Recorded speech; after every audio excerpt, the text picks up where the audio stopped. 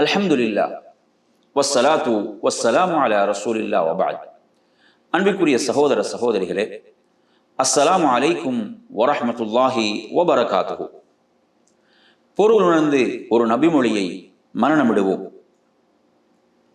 An அனஸின் ரலியல்லாஹு அன்ஹு அனின் நபி ஸல்லல்லாஹு அலைஹி வஸல்லம் قال ஆயத்துல் ஈமானி ஹுப்புல் அன்சார் வஆயத்துன் நிஃபாகி புகுதுல் அன்சார்.